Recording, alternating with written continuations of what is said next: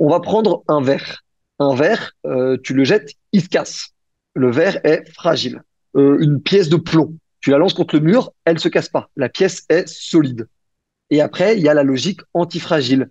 Tu tapes, ça se renforce. J'ai pas l'image d'un œuf et d'un ballon. Tu prends un œuf, tu le fais tomber, il se casse. Tu prends un ballon, tu fais tomber, il rebondit. Et plus tu vas taper fort, plus le ballon va rebondir haut et va continuer à rebondir. Et c'est cette notion-là que j'adore. Exactement. Et que pour moi, ce qui rend le plus antifragile, c'est aimer la contradiction.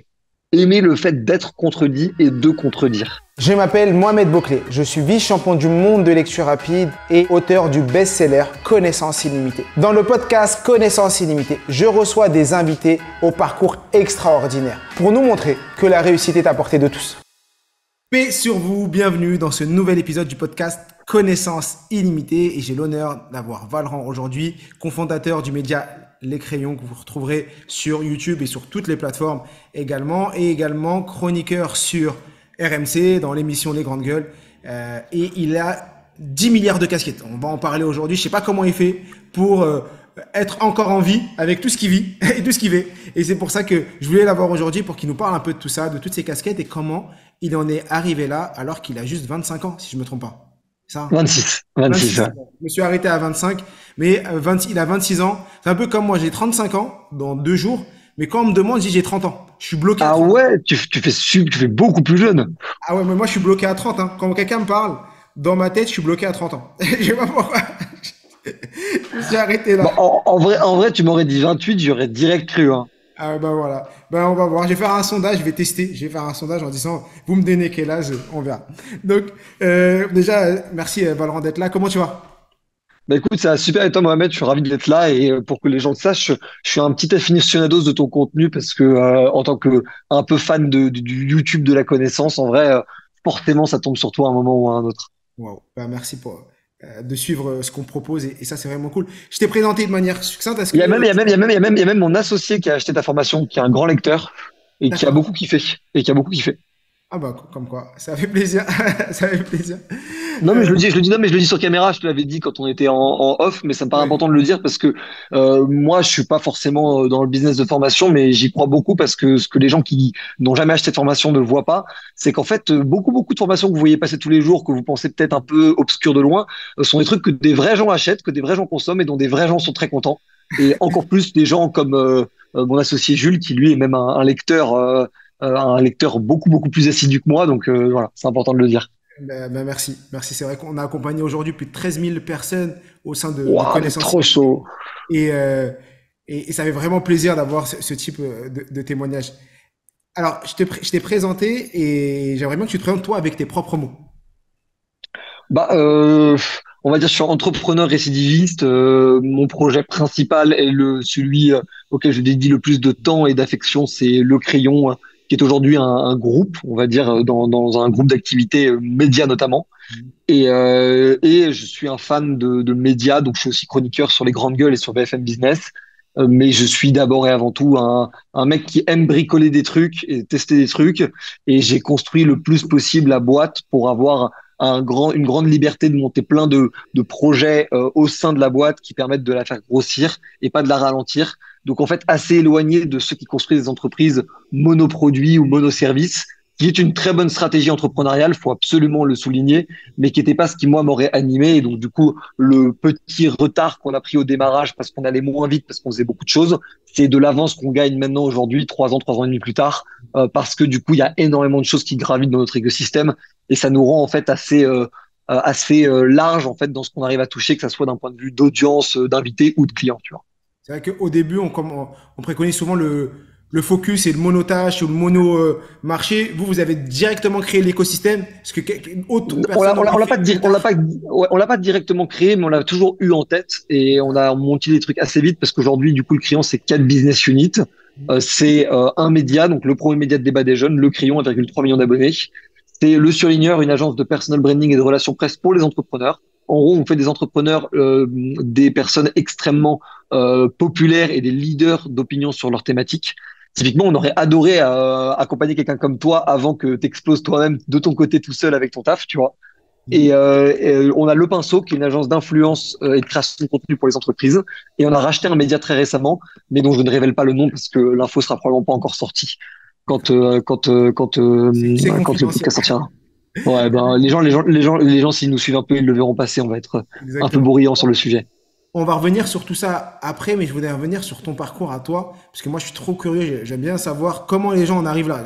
Tu as 26 ans, t'as déjà été sur Forbes dans le magazine, t'as fait plein de choses, mais quand tu étais jeune, quand tu étais encore jeune, hein, mais quand tu étais étudiant, tu étais quel type d'étudiant et tu t'es arrêté où? Tu t'es dit, ouais, tu savais que tu voulais faire ça, comment ça s'est passé?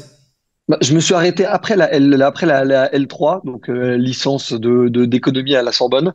Mais en fait, j'ai monté la première boîte à 17 ans.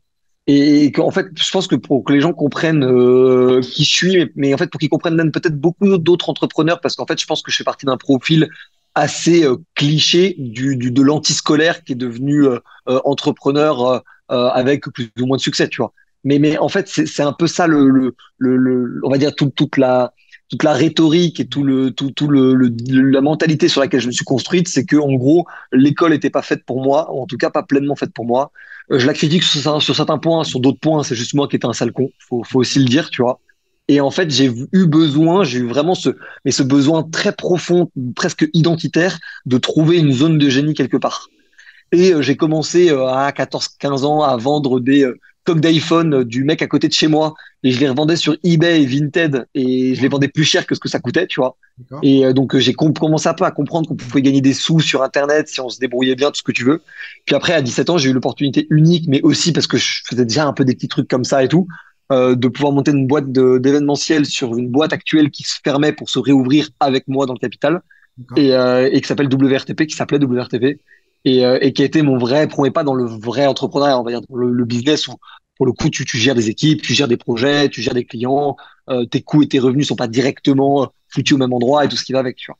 Et je pense que l'entrepreneuriat est une vraie voie de sortie pour les cancres. Mais on se dit ça, j'étais pas un dernier de classe non plus, mais j'étais pas excellent à l'école, ça me faisait chier, j'emmerdais mes profs en faisant de la provoque, en vrai, tu vois. Et je D'accord? pense que tous les petits cons comme ça qui font les malins, je pense que c'est ultra intéressant pour eux de se confronter à l'entrepreneuriat pour trois raisons.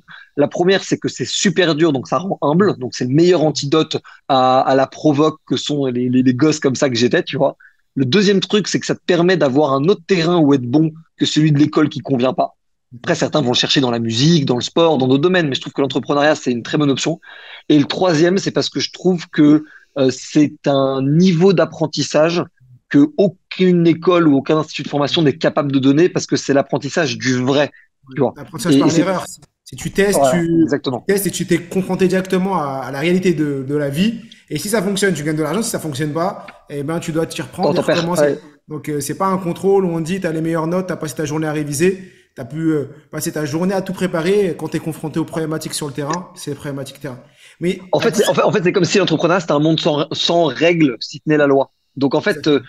as des méthodes, mais tu n'as pas de vérité absolue. C'est-à-dire que tu peux, un truc où tu aurais 8 sur 20 à l'école, si jamais dans la vraie vie et dans l'entrepreneuriat, tu arrives à gérer un seul des pôles de ton truc, comme la vente, le marketing ou le produit, tu peux déjà réussir à créer quelque chose, alors qu'à l'école, ça t'aurait apporté un 8 sur 20, tu vois. Exactement. Mais toi, c'est-à-dire qu'à 17 ans, tu avais déjà ta double casquette, parce que là, aujourd'hui, tu en as plein, on en parlera et comment t'en es arrivé, mais tu gérais à la fois ta boîte d'événementiel et tu avais tes études, parce que tu passais le bac, Ouais, après tu as été en bah, licence. j'étais au lycée, ouais, j'étais au lycée. Ouais, bah, en gros, bah, j'avais des cernes que je n'ai jamais vraiment totalement perdu parce que ça m'arrivait de faire des soirées en semaine qu'on devait gérer. Et donc, du coup, quand c'était moi, c'est sur moi que ça tombait, bah, je devais moi m'en occuper et donc j'assumais, tu vois, c'était assez dur. Et après, on va dire qu'au lycée, j'étais pas très assidu. C'était la deuxième moitié de la terminale et je savais déjà ce que je faisais après le bac. Donc, Ouais. on va dire que c'était un moment un peu tranquille. Et d'ailleurs, je suis, je crois, le seul ou un des deux seuls de mon lycée à ne pas avoir une mention au bac. Ah oui, d'accord. Ah Parce que vraiment, ouais, mais t'étais dans un super lycée alors. ouais, j'étais le lycée privé parisien Ouais. prétentieux qui fait le malin sur ses chiffres à la fin de l'année et donc c'est très important. Et d'ailleurs, mes Ils ont tous parents, fini. Ils ont tous fini en prépa HEC, prépa grande école. Euh, pas tous non plus, c'est pas à ce point-là. C'est pas, on va dire, c'est pas la Ligue des Champions, c'est la Ligue 1. Mon lycée, d'accord, c'était pas la Ligue des Champions, c'est la Ligue 1, mais c'est quand même la Division 1, tu vois. d'accord. Je pense Mais que c'est voilà. au-dessus de la division 1 parce que moi, connaissant un peu les lycées et côtoyant beaucoup de lycées, Euh, la moyenne, tu sais, ouais, c'est vrai que le taux de réussite au bac cette année, l'année dernière, c'était 91%. Je crois que c'était 91. Ouais. Mais le taux de mention global, il est à 50, un peu moins de 50 ou 30 ou 45. Donc, c'est quand même une personne Ouais. sur deux qui a une mention aujourd'hui. Ok. Et donc, on parlait de ça, de HEC et tout. Donc, non, ils ont pas tous fini à HEC, des collègues. Non, non, ils ont fait des bonnes études, mais globalement, j'avais un lycée privé, catho, tout ce que tu veux, mais qui était quand même vachement moderne dans les gens qui y étaient, plus que dans l'institution elle-même. Mais on pouvait venir en cours en basket.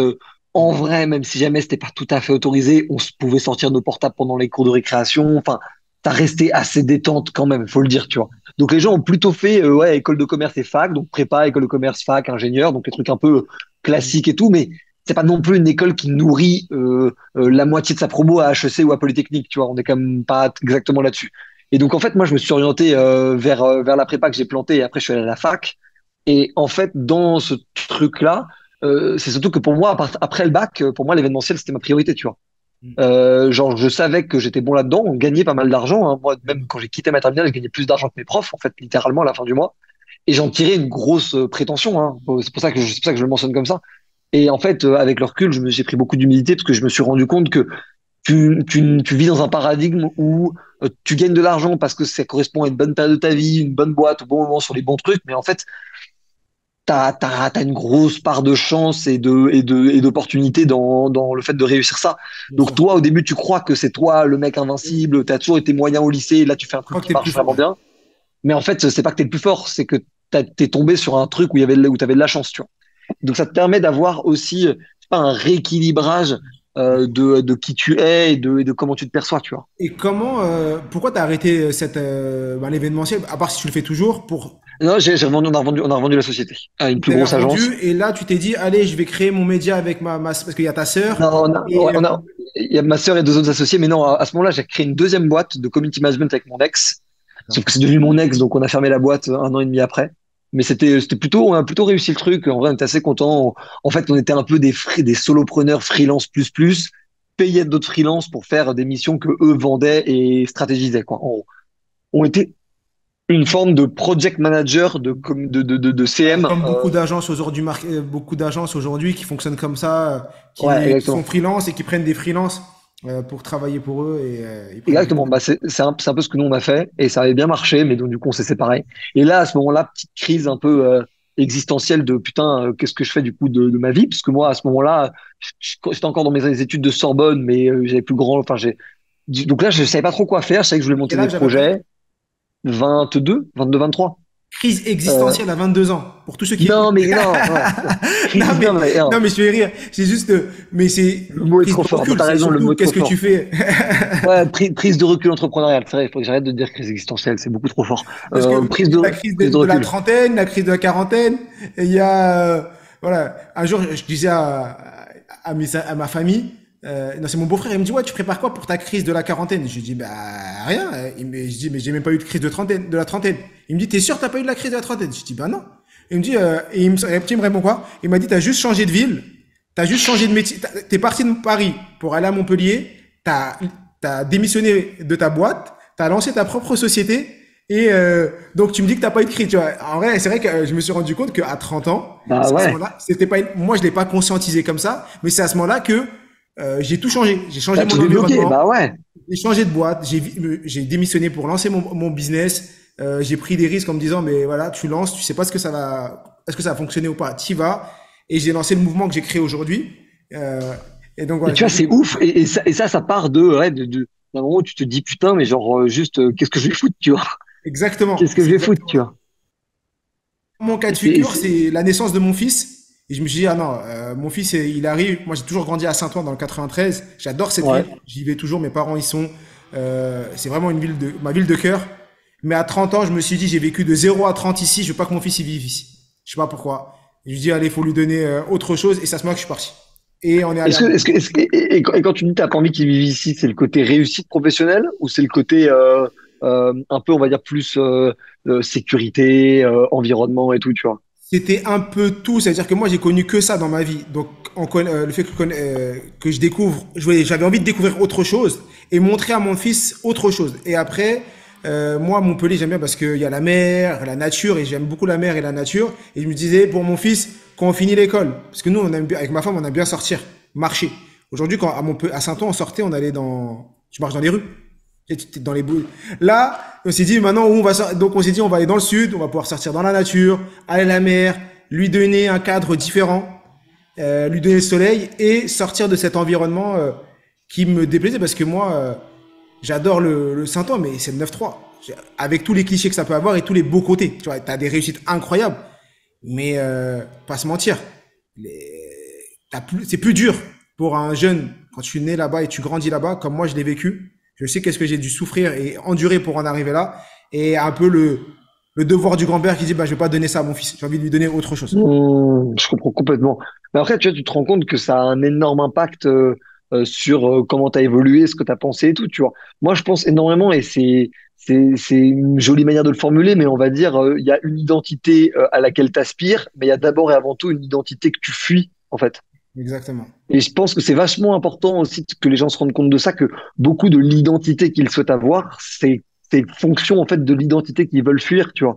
Genre Exactement. je sais pas, le mec qui vient d'en bas et qui a envie de s'habiller trop classe pour montrer que, en fait, il a toujours été successful. Le rebelle de bonne famille bourgeoise qui veut montrer qu'il est trop rebelle parce qu'en fait, il a grandi dans la sécurité.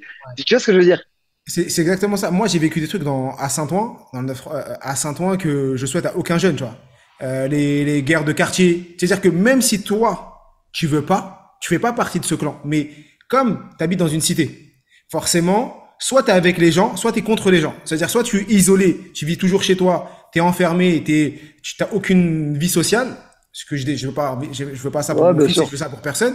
Donc, si tu crées une vie sociale, tu es obligé d'être dans l'environnement, avec les gens. Et des fois, tu as des guerres que tu choisis pas. Moi, je me rappelle Ouais, du collège où tu avais des descentes de personnes d'autres quartiers qui venaient devant notre collège pour taper les personnes de mon collège parce qu'ils habitaient juste dans cette cité, dans ce quartier-là, parce que c'était des guerres qui existaient depuis 20 ans entre les générations et que tu avais deux personnes qui s'étaient passées dans le quartier, qui s'étaient regardées de travers.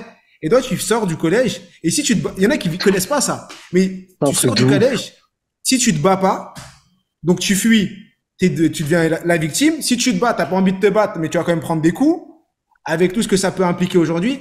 Et j'ai eu des trucs au collège, au lycée, comme ça, des gens qui t'attendaient, 30 personnes qui t'attendent. Vous êtes deux, 30 personnes qui t'attendent à la sortie du lycée. Et juste Oh, parce que putain. t'habites dans le quartier, le mauvais quartier, et que les leaders de ce mauvais quartier sont pas là, bah, tu vas te prendre des coups. Et tu peux te faire Oh, putain. défoncer. Et donc, je me dis, mon fils qui arrive, j'ai pas envie de, même si Saint-Ouen, ça a changé, et c'est très bien maintenant, le maire, il est en train de faire des trucs incroyables, il fait un travail juste extraordinaire, parce que je le connais. Mais en dehors de ça, t'as beau faire tout le travail, c'est un environnement qui est très particulier. Et quand tu grandis dans cet Ouais. environnement, ce qui m'a fait aujourd'hui, qui je suis aujourd'hui, c'est grâce à ça. Oui. Mais effectivement, tu veux fuir ça pour ton enfant. Après, mon fils vivra d'autres choses. Il aura ses galères, forcément. Et il faut qu'il en ait. Parce que s'il n'en a pas, il va pas se créer de carapace, il va pas créer qui il est aujourd'hui. Mais c'est comme ça. Hmm. On va revenir, Très, j'ai très plein de questions parce intéressant. que là, t'as réussi à détourner le podcast vers dans l'autre sens. On fera dans le crayon un épisode si tu veux. Très Et tu bonne pourras me idée. poser toutes les questions que tu veux. Mais Très bonne idée. et je voulais revenir sur ta création. Donc, avec ta sœur et deux autres associés, vous décidez de créer un média pour les jeunes en disant, voilà, on va créer un média où on va pouvoir parler librement, pouvoir mettre toutes les personnes, quel que soit le bord politique, quelle que soit son idéologie haute, qui va vouloir venir parler et être surtout confronté à d'autres idéologies, à d'autres croyances, à d'autres manières de penser pour venir élever le niveau de conscience de tout le monde. Complètement. En fait, on s'est rendu compte et on a compris deux trucs. La première chose qu'on a comprise, c'est que les médias étaient en train de vivre une transition d'ampleur gigantesque et que ceux qui étaient en train d'impulser cette transition et cette révolution, c'était les réseaux sociaux. Et la deuxième chose dont on s'est rendu compte, c'est que les business models des médias étaient flingués. Et pas flingués parce que les médias sont pas bons, flingués parce que la manière dont ça avait été constitué jusque-là était, selon moi, assez dangereuse et néfaste pour le contenu que proposaient les médias. Rien que dans la manière dont leur business model est constitué. Et donc, du coup, un peu de ces deux visions-là, en fait, on a commencé à construire le crayon, mais à la base, mais de manière ultra humble, hein, comme juste des gosses qui juste veulent faire du YouTube, tu vois. Et on a publié pas mal de vidéos, puis on a publié un premier débat, qui était ce qu'on voulait faire depuis le début, mais qui sont durs à organiser. Et là, le premier débat part viral. Genre, C'était aujourd'hui, qui? C'était c'était qui aujourd'hui? Julien Rochdy contre My Better Self. Ah ouais, Déjà en 2020, on fait genre 15 millions de vues sur nos différents réseaux sociaux, juste avec ce débat, tu vois. d'accord. Truc de dingue, Mais truc réussi. de dingue. Ouais, truc de dingue, vraiment. Alors que la prod est claquée au sol, mais C'est genre le c'est contenu, c'est plus le contenu qui était là, bah, on s'est effectivement. rendu compte de ça avec ça. On s'est rendu compte que si jamais il y avait des trucs qui étaient intéressants, les gens regarderaient. Et en fait, c'est logique. Nous, on regarde aussi, en fait. Nous aussi, on est clients de ce genre de trucs. Donc, en fait, c'est qu'il doit y avoir quelque chose derrière. Et donc, du coup, on a creusé dans cette direction-là. Et après, on s'est étendu en tant que groupe parce qu'on a toujours eu cette vision, en fait, de créer des médias rentables, créer des boîtes médias rentables. Parce qu'on est convaincu que c'est en créant des boîtes médias rentables que tu t'achètes réellement l'indépendance et la liberté éditoriale. Et Et pourquoi nous, les c'est ça. tu vois, t'as insisté beaucoup sur les médias rentables, parce qu'aujourd'hui, les médias, pour toi, ils sont pas rentables? Beaucoup ne sont pas rentables, hein. C'est d'ailleurs pour ça qu'ils se font racheter en cascade. C'est pour D'accord. ça qu'il y a autant de gens qui rachètent le média de l'un, le média de l'autre, tout ce que tu veux. C'est pas rentable. Il y a plein de médias qui sont pas rentables. Et c'est pas un secret. Et donc, du coup, en fait, il y a des médias comme Le Monde qui vont prendre du 9 millions d'euros de subvention, tu vois. Ouais. Et t'es en mode genre, OK, mais en fait, est-ce que c'est pas de leur responsabilité d'être rentable, en fait? Je demande pas que les médias deviennent des startups ou deviennent des organismes de formation. Je dis juste qu'il y a quand même beaucoup d'idées à creuser autour d'un business model qui ne nuit pas à la qualité éditoriale et qui même au contraire pourrait potentiellement la renforcer. Ça me paraît pas déconnant de poser cette question-là, tu vois. Après, il y a Et en beaucoup de fait, médias. et au lieu de nous de faire ce que peut-être d'autres gens auraient fait, c'est-à-dire de créer un cabinet de consulting très bien payé pour expliquer aux médias comment être rentable en mode genre un peu cabinet de consulting nouvelle génération, tout ce que tu veux, bah en fait on s'est dit on va juste prouver par l'exemple que c'est capable d'être fait. Et aujourd'hui on est sur une bonne voie. On est évidemment rentable, mais on est encore sur des petits chiffres. Tu vois, on est largement au-dessus du million de chiffre d'affaires, mais on n'est pas encore à 5-10 millions. Mais le but c'est d'arriver à ces chiffres-là et de montrer et de documenter en fait. Moi là aujourd'hui je vais vraiment reprendre ma chaîne YouTube parce que je l'ai laissé un peu à l'abandon depuis 6 mois parce que j'étais concentré sur beaucoup d'autres choses. Mais là, je vais vraiment la reprendre pour pouvoir vraiment montrer un peu les coulisses de tout ce qu'on fait, pour expliquer un peu ce qu'on est en train de réaliser, tu vois. Et simplement parce que on n'est pas en train de le réaliser parce que on est des brillants entrepreneurs et tout. On est en train de le réaliser parce que on est en train de creuser notre sujet comme des obsédés en fait, de se Mais dire en fait, ouais, vas-y, vas-y. quand tu parles de rentabilité, tu parles de le crayon, le groupe qui est rentable ou le crayon, le Ouais, média? Parce que les t'as deux, plusieurs branches qui les deux. s'alimentent. Les deux. Exactement. Pour moi, c'est les deux. Pour moi, D'accord. c'est justement les deux. C'est-à-dire qu'il faut que ça soit rentable en tant que média, D'accord. mais si jamais c'est juste à l'équilibre, c'est très bien. En revanche, si jamais la crédibilité, la notoriété, le réseau et la compétence que te permettent de développer le média te permettent d'être incroyablement rentable par ailleurs sur d'autres business models, en fait, ça permet de réaligner tout le monde. Tu as plus de moyens à investir sur tes productions, tu as plus de liberté par rapport aux annonceurs et aux investisseurs, et tu es beaucoup, beaucoup plus crédible quand tu parles, parce que tu ne parles pas en tant que commentateur, mais tu parles en tant qu'acteur. Ouais, c'est ça. Et C'est donc, surtout en fait, ça change tout. j'ai vu que un des points qui vous caractérise beaucoup. Alors j'insiste sur un point pour que les gens nous comprennent, qu'on comprenne quand même bien. Je ne parle pas de journalisme d'investigation. Oui, C'est un tout autre métier et qui nécessite de toute façon des moyens alloués sans forcément de business model derrière. Et c'est important de le préciser. bien sûr. Ça, pour le coup, c'est du journalisme de pointe que nous, on ne fait pas aujourd'hui, qu'on ne fera peut-être jamais. Et je veux vraiment un gros, gros, gros, gros shoot-out à ces gens-là. En revanche, le journalisme de contenu, dans lequel nous, on s'inscrit aussi, même si on n'est pas journaliste, ça, je suis désolé de dire qu'il n'y a pas d'excuse de ne pas avoir un beau business model derrière. Mais il y a un des points qui vous caractérise beaucoup que j'ai remarqué, vous êtes la contradiction. Tu vois, c'est un truc qui te caractérise, j'ai l'impression, et qu'on peut voir un peu même dans les débats. J'ai vu des capsules que vous faites entre deux personnes, tac, l'aspect débat. Pourquoi pour toi c'est important de mettre en avant dans les médias cet aspect contradictoire, un peu ce que j'ai vu ta prise de parole devant la première ministre où tu as carrément mis la première ministre devant la réalité des faits en disant entre guillemets moi ce que j'ai compris vous êtes des losers, vous faites interviewer que par des gens qui vous caressent dans le sens du poil et vous acceptez pas de prendre des personnes qui viennent vous taper dessus, un peu comme des contradictions à l'époque entre Le Pen Et ben, un tapis. et Bernard Tapie, voilà. Un Bernard Tapie qui va taper, voilà, qui va au combat. Là, aujourd'hui, on n'en trouve plus. Pourquoi vous avez arrêté de faire ça? Et j'ai l'impression que Exactement. ça vous caractérise. Mais pour plusieurs raisons, mais c'est ça pour le coup, faut vraiment comprendre que c'est pas seulement une ADN de média, c'est vraiment une ADN humaine, même de toute la boîte. La boîte est incroyable, mais même parce qu'aujourd'hui on est 18 dans la boîte. Faut comprendre que l'entreprise, le groupe Le Crayon, tout le monde qui est dans le Crayon a une capacité de remettre en question le statu quo ou même les ordres du management. C'est important de le dire, ça veut pas dire qu'on va être d'accord avec eux. Et si jamais la personne qui est au-dessus hiérarchiquement pense que c'est pas une bonne idée, elle va pas agir dessus. En revanche, personne n'a l'interdiction de sortir des idées, de contredire les plans qui ont été faits s'il pense que c'est une meilleure décision pour la boîte. Et on pense que c'est un modèle de gouvernance qui est très sain, un modèle de gouvernance où tu peux réussir à contredire en place publique des décisions qui ne sont pas encore prises, parce qu'une fois que les décisions sont prises, ça sert à rien, ça fait que alimenter les tensions. Mais avant que les décisions soient prises, parce que ça permet de pouvoir affiner le plan que tu fais. Et je vais prendre cet exemple-là parce que ça m'intéresse toujours beaucoup. Mais c'est le biais politique qu'on entend énormément de oui, mais moi, ça fait 10 ans que je dis ça. Ou ça, c'est pour la version un peu positive. Et la version négative, ça va être ah oui, mais vous dites ça maintenant, mais avant, vous disiez autre chose. Et je suis en mode, je suis en train de m'arracher les cheveux. Heureusement, heureusement que les gens changent d'avis, que les gens Bien se sûr. laissent convaincre par d'autres idées, que les gens réfléchissent, se remettent en question, repositionnent leur opinion. C'est super important, ça Ouais, change tu tout. évolues Et, avec le temps. Si tu gardais, moi, le ouais, nombre de choses que j'ai évolué, et t'évolues avec la contradiction. non, bien sûr. Parce que la réalité, c'est que peut-être que tu aurais monté ton truc beaucoup plus tôt si jamais à 23 ans, quelqu'un t'avait tapé sur l'épaule et serait en mode, mec, t'es très chaud. Pourquoi tu te fais pas ton truc tout seul au lieu d'aller dans une boîte où c'est une espèce de grosse machine où en fait tu te sens pas vraiment utile au truc. Et en fait, peut-être que cette contradiction-là, parce que c'est aussi de la contradiction, c'est pas du débat, mais c'est de la contradiction, elle te pousse à aller plus loin. Et en fait, c'est une mentalité, et je la résumerai, je pense, le plus simplement du monde, si les gens doivent retenir qu'un seul truc, cette logique de contradiction, c'est la logique de Nassim Nicolas Taleb.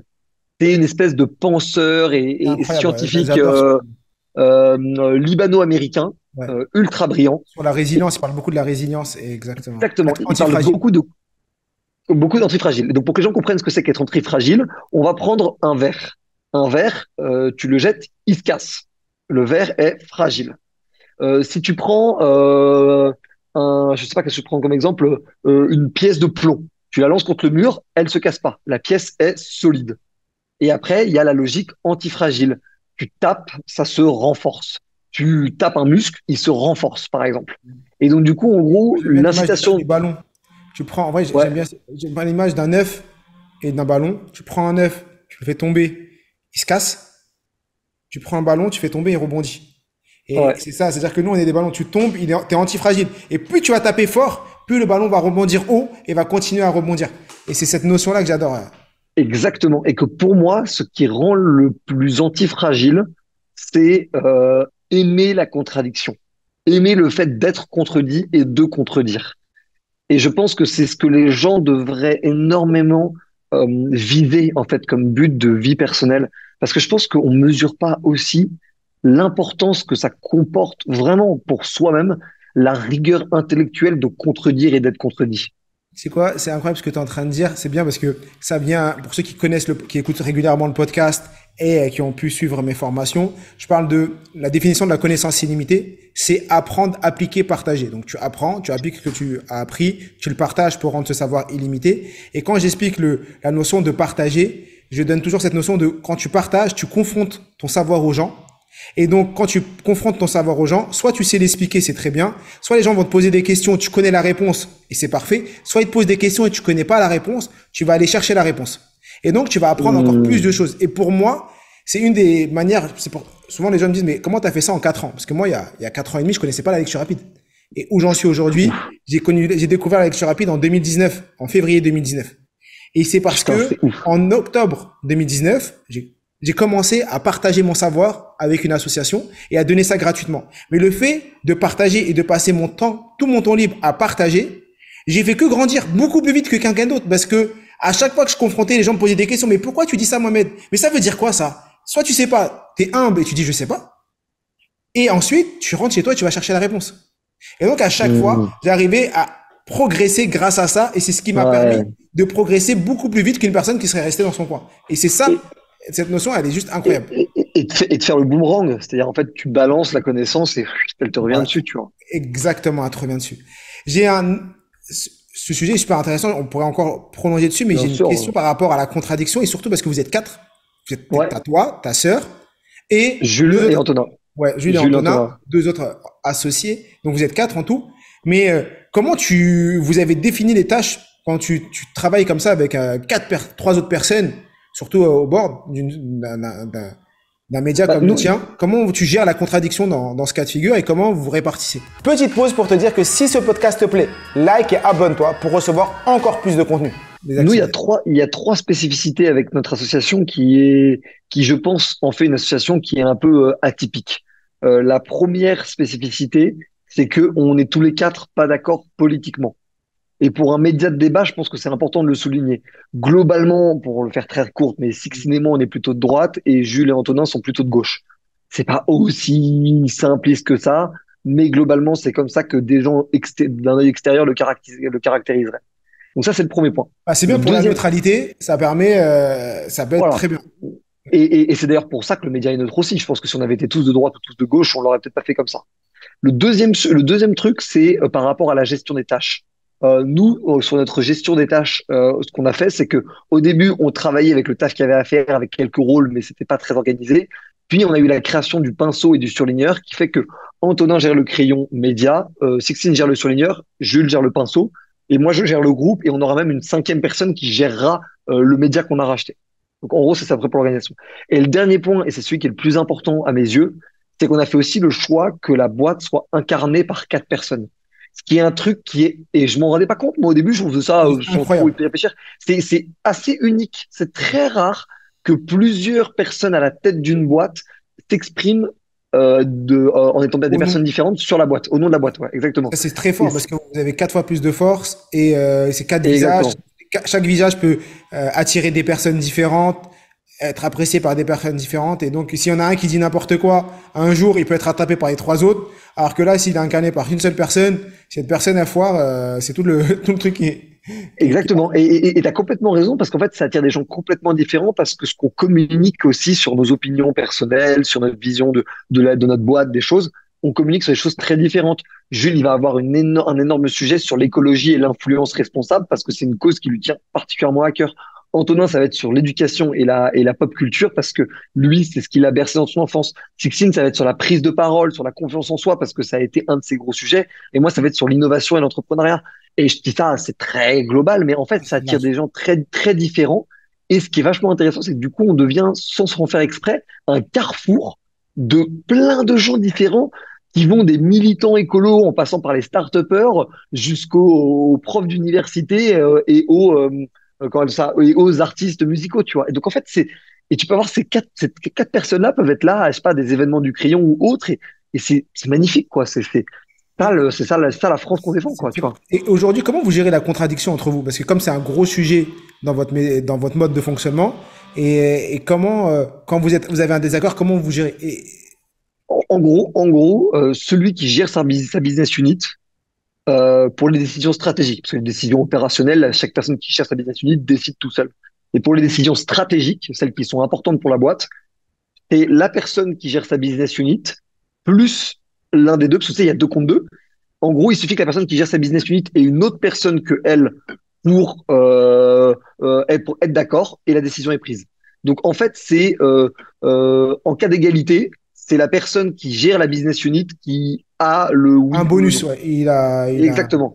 Et D'accord. donc en fait, c'est une gouvernance super saine parce que si jamais t'as tes trois associés contre toi, même si c'est ta business unit, c'est que t'as probablement tort. En revanche, il suffit qu'un seul voit ce que tu vois pour que toi, tu sois le plus légitime parce que tu as le plus haut niveau d'information. Très bien, on va continuer sur cette lancée-là d'organisation. Comment toi, il y a plein de gens qui nous écoutent. Là, aujourd'hui, tu as 26 ans, tu as fait des choses incroyables.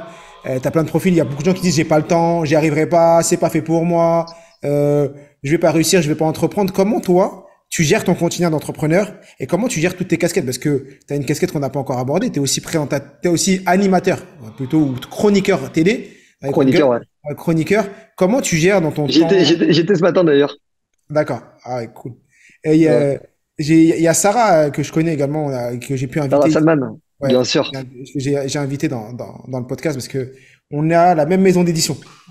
C'est énorme. Putain, Ouais, trop drôle. Ouais, elle a fait un beau succès sur son bouquin. ouais, exactement. Et donc, comment tu gères tout ça? Bah, en gros, je pense que c'est ce qui est le premier raisonnement à faire. Je pense que d'ailleurs, c'est important, je le précise, c'est un raisonnement à faire, à mon avis, quand ta boîte tourne déjà.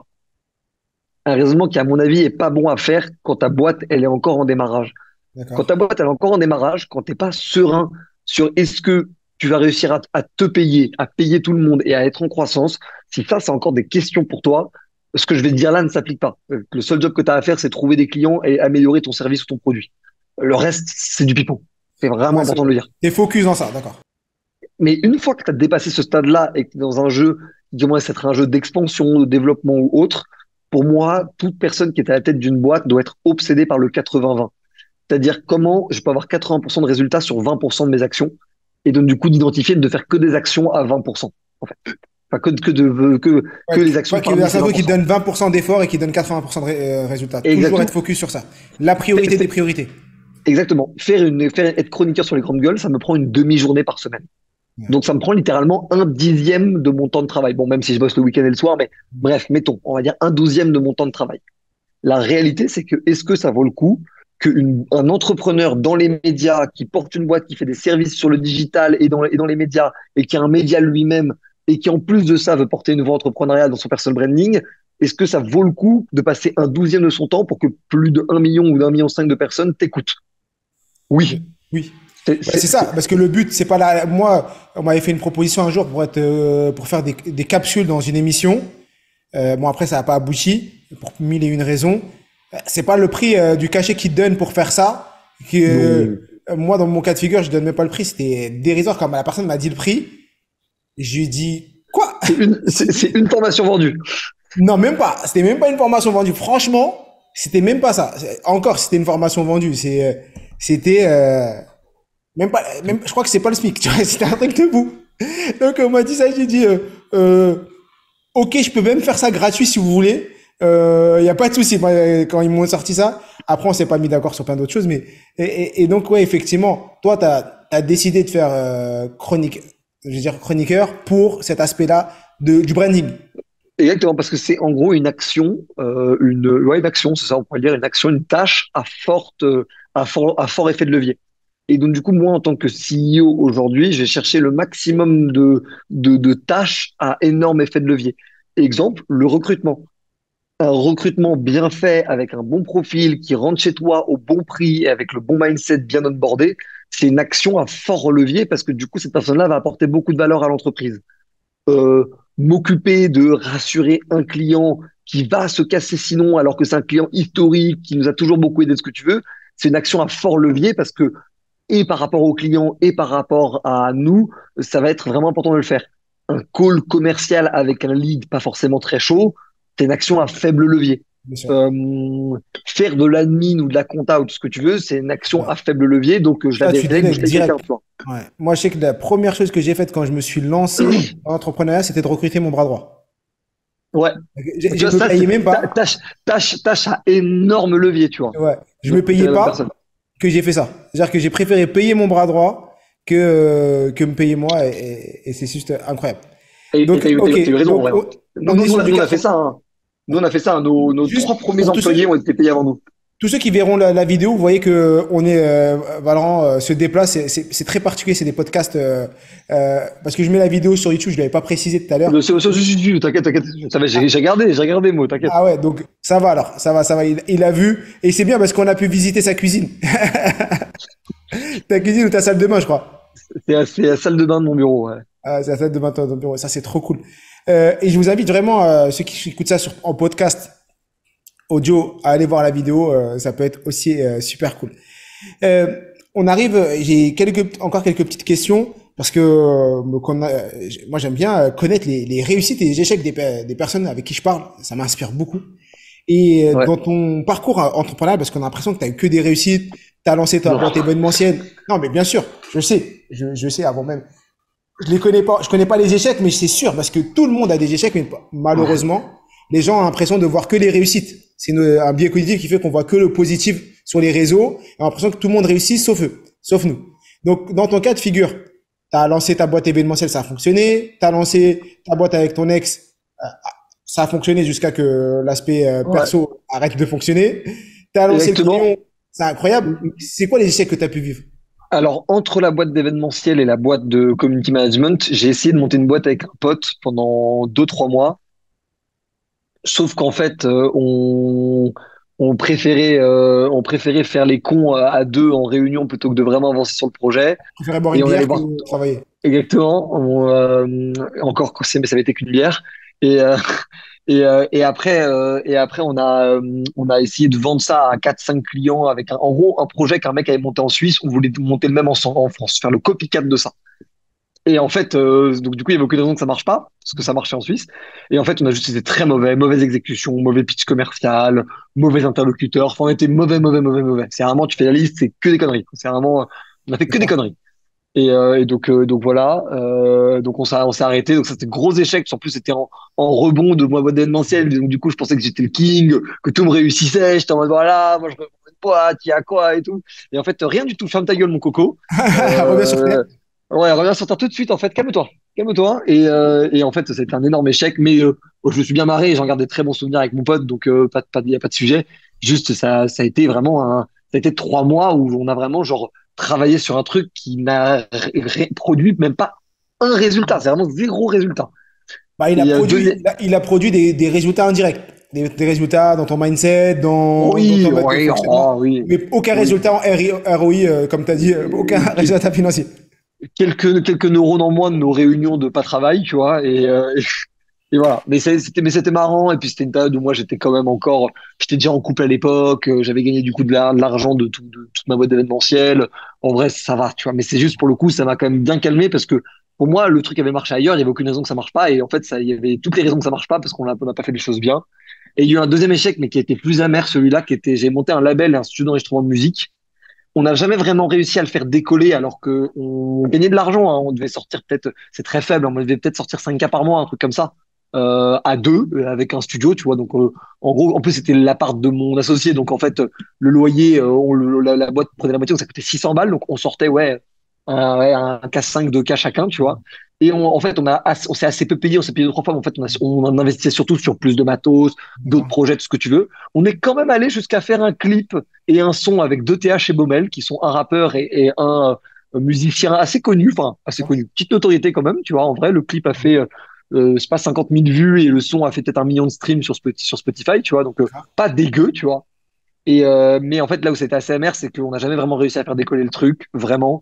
Je me suis moi embrouillé avec le mec avec qui j'ai monté la boîte, qui était mon meilleur pote d'enfance, un brillant musicien, mais quelqu'un avec qui c'était devenu pénible de bosser et qui, je pense, m'en a voulu d'arrêter, parce que c'est moi qui ai arrêté D'accord. ma présence dans le truc, tu vois. Et je pense qu'il m'en a voulu que je revende mes parts et que je me casse de ce truc-là. Et, euh, et, euh, et ça m'a rendu un peu triste parce que je pense qu'il y aurait eu du potentiel de faire ça. On avait une bonne thèse qu'on n'a jamais appliquée parce qu'on n'a jamais réussi à l'appliquer, mais qui était de réussir à faire un feat entre deux artistes D'accord. sur un son original sponsorisé par une marque. D'accord. Ah ouais. Donc je file l'idée si des gens veulent faire ça. Juste D'accord. créditez-moi en générique, tu vois. Invitez-moi sur le tournage. Mais en gros, l'idée c'était tu prends, on arrivait à toucher des artistes assez gros parce que c'était le début du Crayon.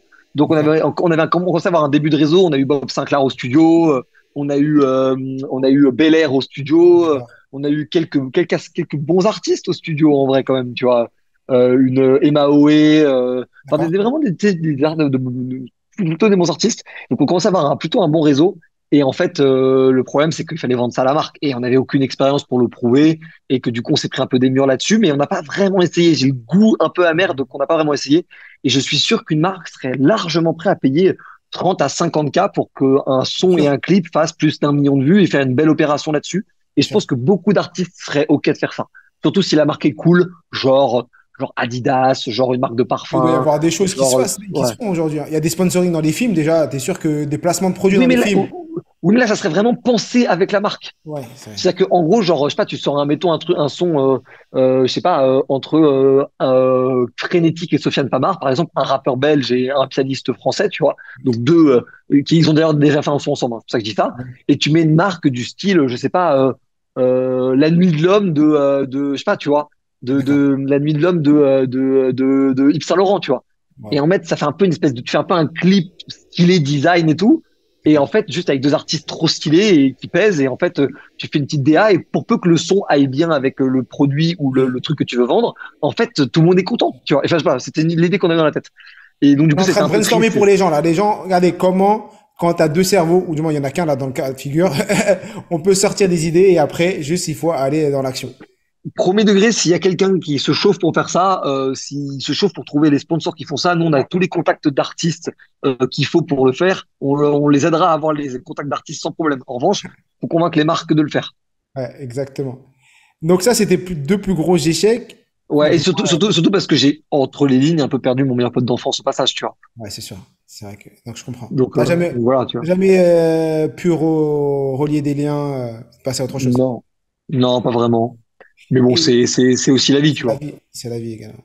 Et côté positif maintenant, dans le crayon, c'est quoi ton plus gros succès dans le crayon ou autre ailleurs? Mon plus gros succès dans le crayon, en vrai, c'est beaucoup sur la durée, mais je pense que mon plus gros succès au crayon, ou en tout cas le moment où j'ai été le plus fier, c'est le moment où on a pris les apparts bureaux dans lesquels on est là aujourd'hui. Bon, maintenant on a deux bureaux, mais notre D'accord. premier gros bureau qui est dans le 8e arrondissement de Paris, dans un super appart et tout, quand on l'a pris, on savait pas du tout si on arriverait à tenir le niveau de revenu sur lequel on était pour réussir à maintenir ce truc-là. Et en fait, un an et demi plus tard, on a dû prendre un deuxième bureau parce que ça allait trop vite, tu vois. Et ça a été vraiment, vraiment une vraie fierté parce que quand on l'a pris, on a vraiment dit en mode genre, ça se trouve dans 6 mois, on se fait dégager parce qu'on peut plus payer, tu vois. Pourquoi c'est quoi l'ordre de prix? C'est pas indiscret? C'est entre 5 et 6 000 balles par mois. Ouais, d'accord. Ça va. Et ça, alors que la boîte est encore Commencez. loin des chiffres qu'elle fait aujourd'hui, tu Oui, vois. Ouais. aujourd'hui, elle fait beaucoup plus, ouais, effectivement. Parce qu'en Et, plus, vous et- tournez dans vos bureaux, vous faites les tournages bah, là. on tournait dans notre bureau et puis maintenant, du coup, on tourne dans le deuxième local qui est vraiment, on a pris un deuxième local assez grand aussi, qui nous coûte à peu près le même prix, un petit peu moins, mais qui est vraiment en sous-sol où on a pu construire notre studio. On est en train de construire un deuxième dedans. D'ailleurs, ceux qui veulent louer des studios sur Paris, vous nous appelez. Et donc, du coup, là, vraiment en train de vraiment scale un peu le côté boîte de prod avec les nouveaux locaux, en fait. Et c'est pour ça qu'on les a pris aussi. C'est parce qu'on voyait bien qu'on commence à gagner pas mal d'argent avec la boîte de prod, le studio et boîte de prod. Donc, du coup, on a vraiment voulu faire un truc encore plus quali pour les clients qu'on avait et les futurs. Tu vois. On arrive sur la fin de l'épisode. En vrai, j'aurais encore pu te poser des centaines de questions parce que c'est tellement Non, inspirant. on se fera la manche retour chez moi. Voilà, avec grand plaisir, avec grand plaisir. Mais parce que j'aime bien faire des épisodes qui durent pas plus d'une heure pour l'attention, parce que sinon après les gens, ça part ailleurs. Mais j'ai une question que je pose toujours à la fin de mes podcasts. La première, c'est est-ce qu'il y a un sujet que tu aurais aimé aborder que j'ai pas eu l'occasion d'aborder et ou un enseignement ou quelque chose que tu aimerais partager ici et que j'ai pas pu ou j'ai pas su te poser la question. Ouais, moi, enfin, je veux juste revenir sur non, parce que t'as posé la question, mais juste revenir sur ce truc de pas être ouf scolairement et de s'en sortir par une autre voie. Je pense qu'on va vivre une époque inouïe à ce niveau-là, et que s'il y a des gens qui écoutent et qui se sentent un peu délaissés du système parce qu'ils sont pas bons dedans, créez votre propre système ou changez d'environnement parce qu'il y en a plein d'environnements et t'en es aussi toi comme moi un très bon exemple où en fait tu changes complètement d'environnement et tu changes de vie. Et franchement, en tout cas, je parle pour moi, j'espère que c'est ton cas aussi, mais pour beaucoup plus de bonheur Bien sûr, et bien de sûr. satisfaction personnelle, tu vois. Moi, je suis tous les jours en pleine gratitude. Des fois, je Ouais, m'arrête c'est un et je truc de suis ouf. en gratitude juste extraordinaire. Un jour, je C'est un parlais à truc de ouf. c'est une anecdote, je sais pas pourquoi aujourd'hui j'ai envie de parler, mais ma femme me dit un jour, je lui dis, ouais, je pense, un jour je galérais. Et je dis un jour, ouais, j'en ai marre, je pense que je reprendrai le salariat. Elle m'a regardé comme ça. Elle m'a dit, tu veux voir te retourner dans un bureau, demander à ton patron de prendre des jours de congé, devoir finir à l'heure. Je dit non, jamais de la vie. Et elle m'a dit, tu vois tout ce que tu as accompli. Et je lui dis, mais en vrai, c'était un moment d'égarement, d'oubli de gratitude, parce que t'es tellement je suis toujours dans la gratitude, mais des fois, tu oublies. Et après, je suis revenu dans le recul. Et je me dis, mais en vrai, c'est bon. C'est vrai que ce que je suis en train de vivre, c'est juste extraordinaire. Et on a énormément de chance de le vivre. Et des fois, on s'en rend pas compte. On s'en rend vraiment pas compte. T'as complètement raison et j'insisterai, je sais plus qui a dit ça, je crois que c'est Paul Graham, donc le patron du plus gros incubateur de start-up aux États-Unis, genre Stripe, Airbnb ou Discord, voilà, ça se pose là, niveau boîte créée. Ah ouais. Et il disait, j'ai rencontré très très peu de boîtes qui sont mortes à cause de la concurrence, virgule, la majorité des entreprises meurent de suicide. Mm. Et j'avais trouvé ça incroyablement brillant parce que je pense que c'est une belle incitation à tout le monde de ne pas avoir le FOMO des chiffres et des succès des uns et des autres. Ce qui, moi, un truc qui m'a été j'étais très sensible au FOMO que sur les succès des uns et des autres. Je me disais, j'ai un esprit un peu de compétition où j'aime bien gagner, mais j'aime pas forcément gagner, mais j'aime bien qu'on garde les scores, tu vois, y compris quand ils sont en ma défaveur, tu vois. Et en fait, je me rends compte de plus en plus que oui, c'est bien de garder les scores, mais en fait, il faut d'abord, surtout et tout le temps être concentré sur ce que toi tu fais et voir ce que font les autres comme de l'inspiration, mais jamais comme de la compétition, parce qu'en fait, eux n'auront aucun impact sur ton business réellement, tu vois. C'est à des niveaux de boîtes qui pèsent plusieurs milliards que tu commences à avoir des sujets de concurrence. Avant, c'est de la gnognotte. Je suis entièrement d'accord. Merci beaucoup pour cet enseignement. Et je te Merci remercie Mohamed pour vraiment, Valorant, l'invitation. d'avoir consacré 1 heure de ton temps pour Avec les grand auditeurs plaisir. de Connaissance Limitée et pour tout ce que tu as pu nous partager. Bien sûr, je vous invite à... Oui, Petite annonce, juste nous on recrute, donc si jamais il y a des gens qui sont très forts en réseaux sociaux, n'hésitez pas à me contacter sur LinkedIn ou par mail. mais bien sûr, on mettra bien sûr tous tes réseaux, c'est ce que j'allais arriver à ça. On mettra tous tes réseaux, LinkedIn. Tu me passeras ton mail si tu veux Bien sûr. pour que je puisse le mettre. Mail, LinkedIn, Insta, pour que vous puissiez le contacter.